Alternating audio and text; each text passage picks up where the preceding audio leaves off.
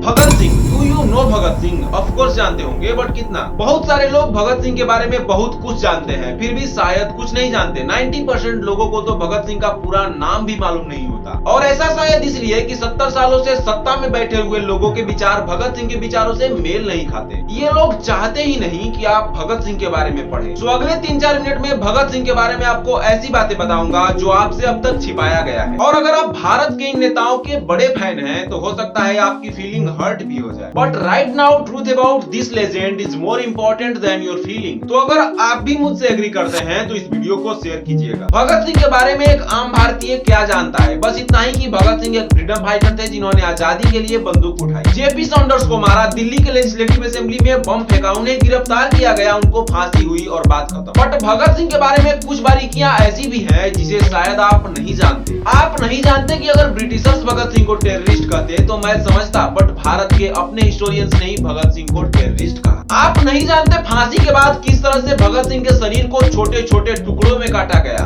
आप नहीं जानते हैं कि मात्र 23 साल 5 महीने और 26 दिन के इस लड़के के पास इतना नॉलेज था कि इतनी छोटी सी लाइफ में समाज के हर पहलू के बारे में कुछ न कुछ लिख कर गया है। भगत सिंह संधू का जन्म लियालपुर, जो अब पाकिस्तान में है, कि एक सिख फैमिली में हुआ था। 1919 में जब भगत सिंह मात्र 12 साल के थे, सेंचुरी की सबसे बड़ी हत्याकांडों में से एक जलियांवाला बाग की हत्याकांड हुई। मात्र 12 साल की उम्र में ही वो इस घटना से इतने प्रभावित हुए कि वो जलियांवाला बाग पहुंच गए। वहां से खून से सनी मिट्टी उठाई और अंग्रेजों को देश से बाहर करने की कसम खाई। जलियांवाला बाग के घटना के बाद दूसरी घटना लाला लाजपत राय की मृत्यु थी, जिसने भगत सिंह के मन में अंग्रेजों के प्रति और गुस्सा भर दिया। 1928 में साइमन कमीशन के अगेंस्ट लाला लाजपत राय प्रोटेस्ट कर रहे थे, तभी एक ब्रिटिश ऑफिसर जेम्स स्कॉट ने पुलिस को प्रोटेस्टर्स पर लाठीचार्ज करने का ऑर्डर दिया। लाला लाजपत राय उस लाठीचार्ज में बुरी तरह घायल हुए और उसी लाठीचार्ज के बाद हार्ट अटैक से उनकी मौत हो गई। भगत सिंह और उनके साथियों ने कसम खाई, जेम्स स्कॉट को बख्शा नहीं जाएगा। जैसे जालियांवाला बाग मैसेकर के बाद जनरल डायर को हल्की फुल्की सजा देकर छोड़ दिया गया था, वैसा जेम्स स्कॉट के साथ बिल्कुल नहीं होगा। जब जेम्स स्कॉट से बदला लेने भगत सिंह और उनके साथी पहुंचे तो उनसे एक गलती हुई। मारना था जेम्स स्कॉट को, बट गलती से मार दिया एक दूसरे पुलिस ऑफिसर जेपी सॉन्डर्स को। गोली मारने के बाद पूरे लाहौर में पैम्फलेट चिपका दिया जिस पर लिखा था लाला लाजपत राय के डेथ का बदला ले लिया गया है। 1929 में भगत सिंह और उनके साथी बटुकेश्वर दत्त ने दिल्ली के लेजिस्लेटिव असेंबली में बम फेंका। एक ऐसा बम जो इस तरह से डिजाइन किया गया था जिससे धमाका हो, धुआं निकले बट किसी को नुकसान न पहुंचे। धमाका होने के बाद ये लोग चाहते तो वहां से भाग सकते थे, बट वहीं खड़े होकर कुछ पर्चे उछालने शुरू कर दिए। इनकलाब जिंदाबाद के नारे लगाने शुरू कर दिए। उन पर्चों पर लिखा था बहरों को सुनाने के लिए धमाके जरूरी हैं। और वहीं खड़े खड़े दोनों ने खुद अपनी गिरफ्तारी दी। भगत सिंह, सुखदेव और राजगुरु समेत भगत सिंह के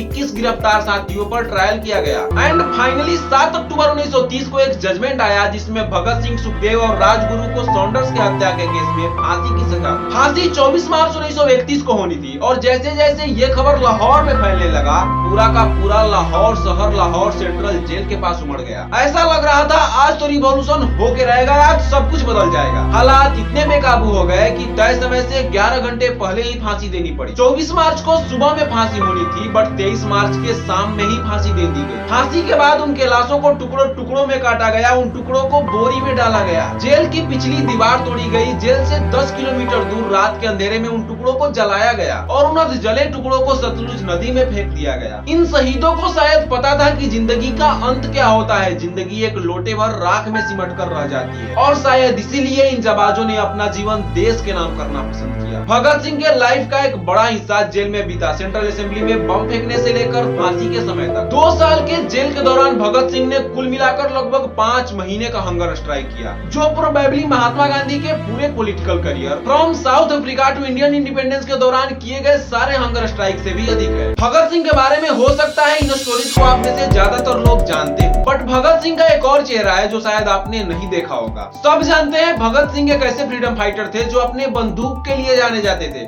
लेकिन जो आप नहीं जानते वो ये कि भगत सिंह ने जेल में रहने के दौरान 4 किताबें भी लिखी। भले ही भगत सिंह के विचारों को दबाने के लिए उन किताबों को नष्ट कर दिया गया और हमेशा के लिए भगत सिंह के विचार पत्थरों के नीचे दबकर रह गए। भगत सिंह एक वोरेशियस रीडर थे जिन्होंने किताबें, बहुत सारी किताबें पढ़ी। और भगत सिंह के बारे में दुख की बात क्या है, वो ये नहीं कि उन्होंने देश के लिए जान दी, वो ये कि जान देने के बाद भी उनको रिकॉग्नाइज नहीं किया जा रहा है। इंडिया में 486 एयरपोर्ट्स हैं, 34 इंटरनेशनल एयरपोर्ट्स हैं, 900 से अधिक यूनिवर्सिटीज है, 50 से अधिक सेंट्रल यूनिवर्सिटीज है, 400 से अधिक स्टेट यूनिवर्सिटीज हैं। हर महीने भारत सरकार एक नई योजना लॉन्च करती है, बट भगत सिंह के नाम पर कुछ भी नहीं। और अगर है भी तो भारत के किसी कोने में 1-2 कॉलेज या फिर 1-2 कस्बों के नाम मिल जाएंगे। क्या ऐसा इसलिए कि भगत सिंह का जन्म पाकिस्तान में हुआ था, या ऐसा इसलिए कि भगत सिंह भगवान को नहीं मानते, जिसके कारण भगत सिंह इन नेताओं के किसी काम के नहीं, इन नेताओं को भगत सिंह का कोई पॉलिटिकल फायदा नहीं हो सकता। भगत सिंह एक ऐसे पर्सनालिटी थे जिनके बारे में आप जितना भी जान ले आपकी जानकारी कम ही पड़ जाती है। एक ऐसा जीवन जो भारत के नौजवानों को इंस्पायर कर सकता है। 23 साल की उम्र ही क्या होती है, और उस उम्र में भगत सिंह ने अपने देश के लिए इतना कुछ किया। आपसे रिक्वेस्ट है इस वीडियो को शेयर कीजिएगा, बिकॉज भारत को जिसने आजाद भारत बनाने में अपनी लाइफ सेक्रीफाइस कर दी, उसके बारे में ये ट्रूथ भारत के लोगों तक पहुंचाना बेहद जरूरी है। और अगर ऐसे ही और वीडियोस में इंटरेस्टेड हैं तो इन वीडियोस को चेक जरूर कर लीजिएगा।